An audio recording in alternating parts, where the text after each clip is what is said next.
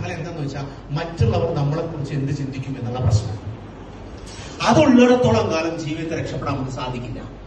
ഇത്രയും കാലം നമ്മൾ നമുക്ക് വേണ്ടിയല്ല ജീവിച്ചത്, നമ്മൾ വേറെ ആർക്കൊക്കെ വേണ്ടിയാണ് ജീവിച്ചത്. അച്ഛന് വേണ്ടി, അമ്മയ്ക്ക് വേണ്ടി, പാരന്റ്സിന് വേണ്ടി, നൈബേഴ്സിന് വേണ്ടി, റിലേറ്റീവ്സിന് വേണ്ടി, കുടുംബക്കാർക്ക് വേണ്ടി.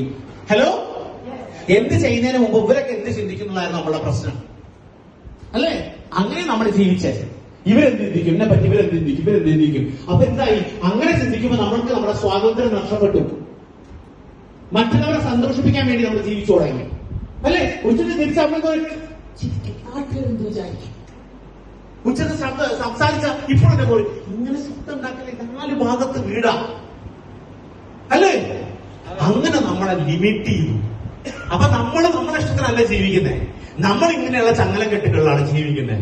മറ്റുള്ളവരെന്ത് ചിന്തിക്കും, മറ്റുള്ളവരെന്ത് ചിന്തിക്കും, അമ്മാവനെന്ത് ചിന്തിക്കും, അനിയനെന്ത് ചിന്തിക്കും, ആങ്ങളെന്ത് ചിന്തിക്കും, മുത്തച്ഛൻ എന്ത് ചിന്തിക്കും, അച്ഛനെന്ത് ചിന്തിക്കും, അമ്മ എന്ത് ചിന്തിക്കും, ഭർത്താവ് എന്ത് ചിന്തിക്കും, മകളെന്ത് ചിന്തിക്കും. ഹലോ, ഈ സാധനം നമ്മുടെ ഉള്ളിൽ ഓടിയിട്ടുണ്ട്. ഇതിനെ ബ്രേക്ക് ചെയ്യും. ലോകത്ത് വിജയിച്ചവരുടെയൊക്കെ പ്രത്യേകത എന്താണെന്നറിയോ? സക്സസ്ഫുൾ ആയ ആളുകളുടെയൊക്കെ പ്രത്യേകത അവർ മറ്റുള്ളവരെന്ത് ചിന്തിക്കുന്നു ചിന്തിച്ചവരല്ല. അത് ഏറ്റവും വലിയ പ്രത്യേകത എന്താ?